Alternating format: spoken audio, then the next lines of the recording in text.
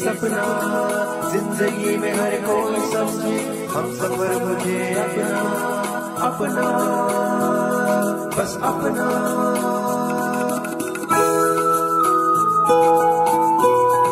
अपना radio 96.9 FM। अपना बस अपना।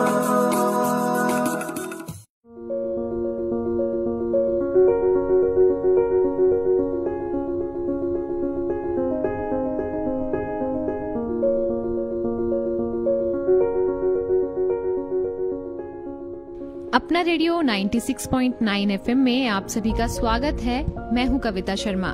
दोस्तों, आज के इस प्रोग्राम में हम बात करेंगे महिलाओं में होने वाली एक बहुत ही कॉमन समस्या के बारे में। लेकिन आज के समय में भी अगर हम नजर डालें तो भारत में बहुत सारे इलाके ऐसे हैं जहां पर लड़कियों और औरतों को शायद इसके बारे में अभी भी कुछ पता नहीं है। हम बात कर रहे हैं महिलाओं में होने वाली मासिक धर्म को लेकर। जी हाँ, जिसे अब हम पीरियड्स के नाम से भी जानते हैं। हम आए दिन विज्ञापनों में और दुकानों में पैड्स देखते हैं। फिल्म पैडमैन के आने के बाद तो कई जगह अब पीरियड शब्द भी सुनने को मिलता है। लेकिन आज के समय में भी कई लोग ऐसे हैं जो जानते ही नहीं कि माहवारी या पीरियड्स क्या होते हैं। इस मामले में सिर्फ पुरुष ही नहीं, महिलाएं भी शामिल हैं। अक्सर देखा गया है कि लड़कियां खुद के पीरियड्स के आने के बाद से ही इस विषय में जान पाती हैं।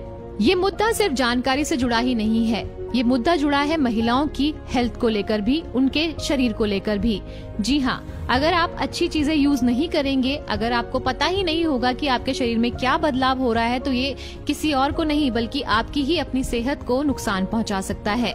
इस जानकारी को महिलाओं तक पहुंचाने के लिए centre for advocacy and research संस्था बहुत ही सक्रिय रूप से कार्यरत है।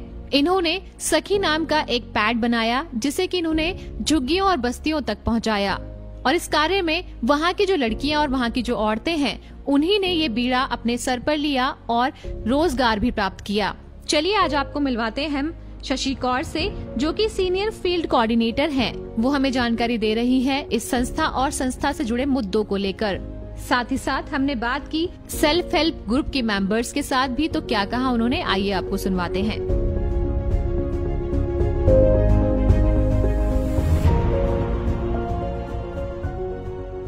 शशि जी, सबसे पहले तो आपका स्वागत है हमारे कार्यक्रम में।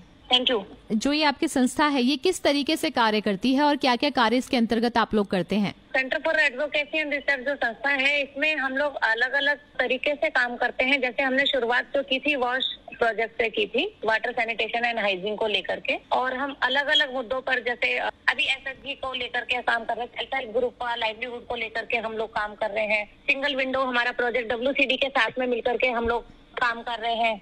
तो ये सब चीजें अलग अलग इशू पे अलग अलग जगह, हम ज्यादातर झुग्गी बस्तियों में ही काम करते हैं। ज्यादातर आप झुग्गी बस्तियों में काम करते हैं, तो वो जो एरिया जिसमें आप काम करते हैं वो एरिया कौन सा है? एरिया हमारा साउथ ईस्ट है, ईस्ट है और शादरा है जी, दिल्ली में। दिल्ली में आप लोग काम करते हैं। तो मेजर जो आपके इवेंट्स हैं जिन पर आप काम कर रहे हैं, या कौन से ऐसे आपके अभी उद्देश्य हैं जिनको लेकर आप आगे बढ़ रहे हैं? अभी जो हमारा उद्देश्य है, हम जो वॉश प्रोजेक्ट को लेकर के काम कर रहे थे, तो हमने उसमें माहवारी स्वच्छता प्रबंधन को हमने जब देखा, तो उसके लिए हमने महिलाओं से और किशोरियों से जब बात करना शुरू किया, तो उस समय हमें भी नहीं पता था, हमें बस इतना था कि एक सेफ नैपकिन होना चाहिए, कि मतलब कोई भी ऐसा कपड़ा यूज ना करे महिलाएं जिससे इन्फेक्शन हो और बाकी सारी चीजें। तब तक हमें ये, हमारे भी माइंड में ये था कि एक नैपकिन होना चाहिए जिसको यूज करे महिलाएं। लेकिन जब हमने MHM पर पूरा काम किया, महिलाओं से अलग अलग तरीके से मीटिंग की और सारी चीजों की जब जानकारी हमने धीरे धीरे एकत्र करना शुरू किया, तब फिर हमें जो पूरा माहवारी स्वच्छता प्रबंधन का जो चक्र है उसकी कड़ी को जब हमने जोड़ा, तो ये पूरा वातावरण को लेकर के जुड़ रहा है। क्योंकि माहवारी सिर्फ यही नहीं है कि हमने नैपकिन यूज किया और उसको रैप करके उसको फेंक दिया, ये पूरा एक बड़ा कचरा प्रबंधन का एक हिस्सा है। तो हमने इसको लेकर के जब भी हमने महिलाओं से बात करी, सारी चीज किया, तो हमने जो शुरुआत किया कि हमने सोचा कि पहले हम एक कपड़े का नैपकिन बनाते हैं। हम लोगों ने उसके तहत मास्टर ट्रेनर बनाए, जो हमारी ही कम्युनिटी से किशोरी लड़कियां थी, यूथ और जी ग्रुप की महिलाएं थी। तो वो मास्टर ट्रेनर जब बने, उन लोगों ने जो कपड़े का नैपकिन था वो इस तरीके से था कि नीचे टीच बटन था, उसको पैंटी पे भी आराम से उसको हम सेफ रख सकते थे जी। तो उसको लेकर के हमने आंगनवाड़ी के साथ भी बहुत काम किया, आंगनवाड़ी टीचर और हेल्पर को वो सिखाया। हमें SDM मैडम ने बुलाया कापासेड़ा, वहाँ पे हमने 685 महिलाओं को ये सैनिटरी नैपकिन बनाना सिखाया। लेकिन धीरे धीरे जब हमने इसका फीडबैक लिया और बाकी सारी चीजें देखी तो हमें ये लगा कि कहीं ना कहीं ये भी हमारे लिए सुरक्षित नहीं है। वो इसलिए कि लड़कियां स्कूल जा रही हैं तो हर जगह पानी और वो साबुन नहीं है कि उसको धो सकें, क्योंकि वो रिसाइकलिंग के लिए था, हम उसको धो करके वापस इस्तेमाल कर सकें। और कई जगह ऐसा था कि कम्युनिटी में वो स्पेस ही नहीं मिल रहा है महिलाओं को, तो उसको धो करके धूप में सुखाएं अच्छे से।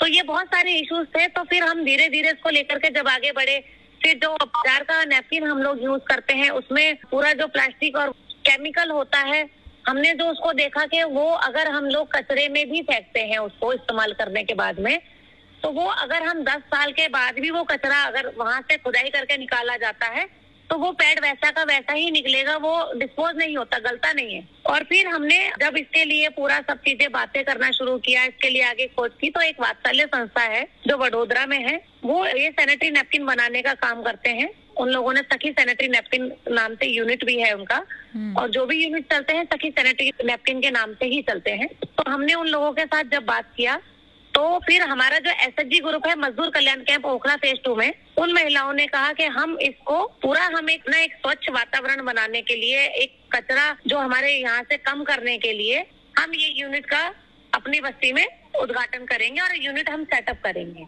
इसमें हमें अभी पता है कि हमें कुछ बचत नहीं होगा और कुछ ऐसा हमारे लिए नहीं है, लेकिन हम अपने समाज को और अपने परिवार को बेहतर रखने के लिए हम इस काम को शुरुआत करेंगे। तो आपका जो ये फाउंडेशन है बेसिकली जो महिलाओं की जो साफ सफाई है, महिलाओं की जो प्रॉब्लम्स हैं उनको लेकर के एक सक्रिय रोल हमेशा से अदा करती आई है। तो उसमें अगर हम बात करें सैनिटरी नैपकिन की, तो जब आपने आसपास के लोगों से बात करना स्टार्ट किया, महिलाओं से बात करना स्टार्ट किया, तो वो लोग कितने अवेयर थे सैनिटरी नैपकिन को लेकर? कुछ समस्याओं का सामना आपने किया इस मुहिम को आगे ले जाने के लिए? हमने बहुत सारी समस्याओं का सामना किया। जब हमने शुरुआत की थी तो महिलाओं से हमने बात की तो हाँ कपड़ा यूज कर लेते हैं। हमने इसके लिए सर्वे किया कम्युनिटी में, तो हमने जब बात की लोगों से अलग अलग तरीके से हम कपड़ा यूज करते हैं। किसी ने कहा मैं नैपकिन यूज करती हूँ, मतलब अलग अलग चीजें। कुछ किशोरियों के स्कूल से जो नैपकिन मिलता है वो यूज करते हैं। तो हमारा जो शुरुआत में थिंक था ये था कि सिर्फ नैपकिन यूज करना है, लेकिन किस तरीके से क्या डिस्पोजल तरीका है, वो सारी प्रक्रिया जब हमने इस काम को शुरू करने में किया तब हमें पता चला कि सिर्फ हमारा काम इस्तेमाल करना नहीं है, उसका सही डिस्पोज करना भी है। और जैसा भी आपने कहा कि हम महिलाओं की स्वच्छता को लेकर के काम करते हैं, तो ओवरऑल सबके साथ स्वच्छता के लिए काम करते हैं, चाहे वो ट्रांसजेंडर हो, चाहे वो महिला हो, मेल हो, यूथ हो, हम सबके लिए काम करते हैं।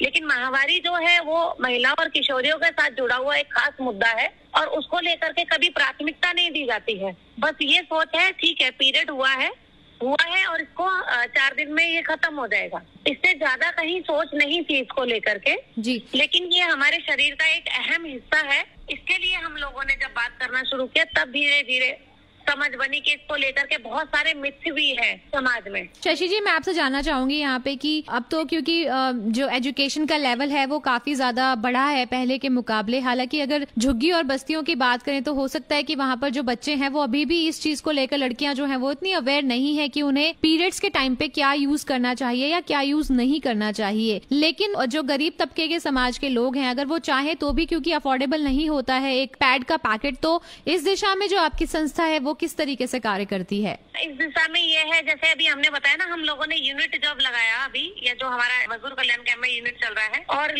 यूनिट लगाने के कुछ समय बाद ही कोविड का हो गया, तो इस वजह से वो उनके काम पर भी इसका असर पड़ा कि वो लोग उतना उसको मार्केटिंग नहीं कर पाए और वो सब चीजें।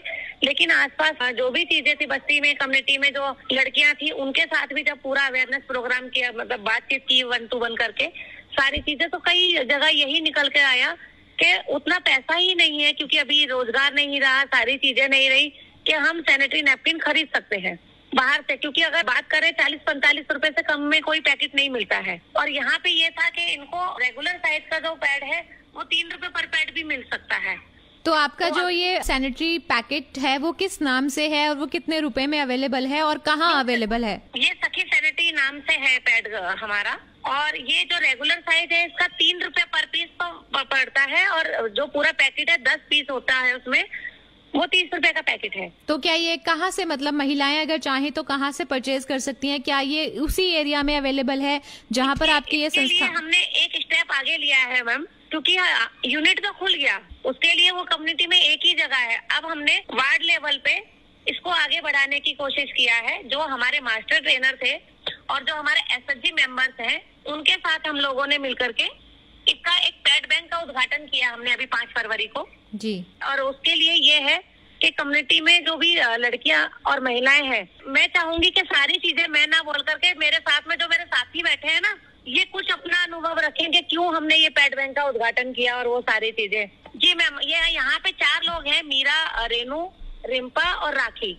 तो चलिए अब हम मिलते हैं इस संस्था से जुड़े हुए लोगों से। तो सबसे पहले बात करेंगे मीरा से। मीरा, सबसे पहले तो स्वागत है आपका हमारे कार्यक्रम में। जी मैम, नमस्ते। मीरा जी, आप इस संस्था के साथ जुड़ी हैं। सबसे पहले तो आप हमें बताइए कि आपने क्यों चाहा या कैसे आपके मन में सोच आई कि आपको संस्था के साथ जुड़कर कार्य करना चाहिए? जी, हमने सोचा कि ये हम बाजार से नैपकिन खरीदते हैं, वो गलता नहीं है, खराब नहीं होता है, हमारे देश पे भी आ जाती है।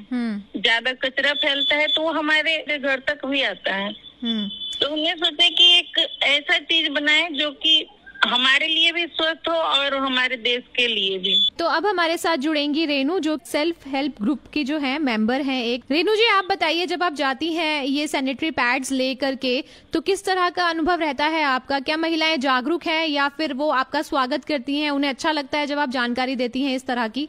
हाँ मैम, एक दूसरा को जानकारी देते हैं तो वो लोग को अच्छा लगता है, सुनने में भी अच्छा लगता है। एक दो कहते हैं कि इस्तेमाल करके देखिए और फिर उसके बाद बताइए, तो लोग इस्तेमाल भी करते हैं तो कहते हैं कि ठीक है, अच्छा लगा और ये आगे तक चलेगा। बाहर तक नहीं है, हमारे कैंप पे ही तक ही है। एक दूसरा के चलते रहते हैं, कैंप उस कैंप से उस कैंप में दूसरी लड़कियों को, लेडीज को, महिलाओं को देते रहते हैं। कह रहे हैं कि अच्छा चीज है, कोई शरीर के लिए भी स्वस्थ रहता है और कोई मतलब जहाँ फेंकेंगे वहाँ नष्ट हो जाता है। तो आपके पास क्या खुद भी लोग संपर्क करते हैं आपसे? आप अपना कोई फोन नंबर वगैरह दे के आते हैं? नहीं मैम, आपस में ही मतलब घर दे रख रहे हैं, जिसको भी लेना आता है अपने रूम पे आके ले लेते हैं, झुग्गी में ही। एक दूसरा को जानकारी है, सब आ जाती है, ले लेती है आपस में ही। मेरे से वो ली, उनसे वो ली, उनसे वो ली, ऐसे आपस में एक दूसरे को हो जाता है कनेक्ट। तो बैंक जो आप लोगों ने बनाया है, सैनिटरी बैंक, उसका उद्देश्य क्या रहा और किस तरह का जो अनुभव है अब लोगों का, जो किस तरह से आपको फीडबैक मिल रहे हैं महिलाओं के? मैम, ये बनाने का हम लोग का ये उद्देश्य था मैम कि बाहर से जो लाते हैं बाजार से, वो खुद बनाए और खुद इस्तेमाल करें। तो रोजगार भी एक तरीके से महिलाओं को मिला है इसके थ्रू? हाँ मैम, ये इस ग्रुप को आगे बढ़ाना चाहते हैं मैम। ये ग्रुप से मतलब कि थोड़ा पैसे भी आ जाते हैं और काम भी हो जाता है मैम, और साथ ही साथ आपका स्वास्थ्य भी अच्छा रहता है। हाँ मैम, स्वस्थ रहता है शरीर। जी, बहुत बहुत धन्यवाद हमारे साथ जुड़ने के लिए। धन्यवाद। तो शशि जी, अब जब कोविड-19 खत्म हो चुका है, तो जो अब आपका जो बैंक है किस तरीके से अब आगे बढ़ेगा और महिलाओं के लिए और आगे उनके स्वास्थ्य को लेकर किस तरीके से फिर आप लोग काम करेंगे? अंत में जाते जाते हम आपसे पूछेंगे। अभी हमने मैम एक ही वार्ड में इसको शुरू किया है, वार्ड 92S में, और जो हमने पेट बैंक शुरू किया इसमें जो ICDS से CDPO मैडम आई थी, जो इसका इनॉग्रेशन करके गई, तो उन्होंने हमें कहा था कि वो आंगनवाड़ी में आसपास की जो भी आंगनवाड़ी होगी हम लोगों को हेल्प करेंगे ये पेट बैंक को आगे बढ़ाने के लिए, ताकि आंगनवाड़ी में भी महिलाओं को और किशोरियों को आसानी से ये बायोडिग्रेडेबल जो नैपकिन है वो मिल सके। जी, तो अभी हमारी जो है कि हम एज ए कम्युनिटी हम तैयार हैं, अपना कदम बढ़ा चुके हैं कि हमारा जो पूरा पर्यावरण वातावरण है पूरा वो स्वच्छ रहे। एक जो महिला सैनिटरी नैपकिन यूज करती है वो स्वच्छ रहे, तो उसके लिए कम्युनिटी तैयार है। हम चाहते हैं सरकार भी उसको लेकर के सहयोग करे, और अभी बहुत सारे मतलब दिल्ली में जैसे बहुत 11 या 12,000 ICDS सेंटर है, वहाँ पे हम लोगों का कनेक्ट करवाया जाए ये पेट बैंक, ताकि ये जो सखी सैनिटरी नैपकिन है, एक बायोडिग्रेडेबल नैपकिन है, वो इजीली महिलाओं तक पहुँच सके और ये पूरा जो पर्यावरण है वो स्वच्छ रह सके। और इसको हम लोग क्या है, अगर हम लोग डस्टबिन में जब डालते हैं वो तो एक है, अगर हम खुद से चाहें कि हम अपना जो ये कचरा है सैनिटरी नैपकिन महामारी का, हम खुद ही इसका निपटान करें, तो हम इसको टूटे मटके में या गमले में डाल करके तो हम घर में भी नष्ट कर सकते हैं। जी, तो एक बहुत बेहतरीन कदम है आपका। महिलाओं के स्वास्थ्य के साथ तो जुड़ा हुआ है ही, साथ ही साथ पर्यावरण का ध्यान रखते हुए भी आप लोग बहुत अच्छी दिशा में काम कर रहे हैं। आपने अपना समय हमें दिया, आप हमारे साथ जुड़ी, बहुत बहुत धन्यवाद। Thank you so much. तो दोस्तों, बहुत ही एक अच्छा इनिशिएट लेकर इनकी जो संस्था है वो इस दिशा में कार्य कर रही है। ये न सिर्फ महिलाओं के स्वास्थ्य को लेकर जागरूकता फैला रहे हैं, बल्कि पर्यावरण पर भी इसका कोई नुकसान न हो, ये उसका भी पूरा ध्यान रख रहे हैं। हम उम्मीद करेंगे कि जिस दिशा में इन्होंने कदम बढ़ाया है उसमें इन्हें सफलता जरूर मिले। आप अपना ध्यान रखें, खुद स्वस्थ रहें और दूसरों को भी इस दिशा में जागरूक करें। इन्हीं शब्दों के साथ कविता शर्मा को अब अनुमति दीजिए। नमस्कार।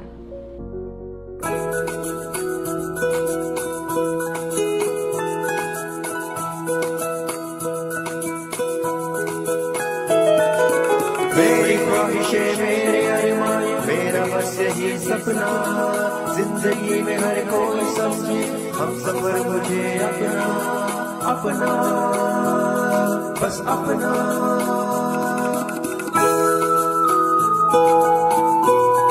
अपना रेडियो 96.9 FM। अपना, बस अपना।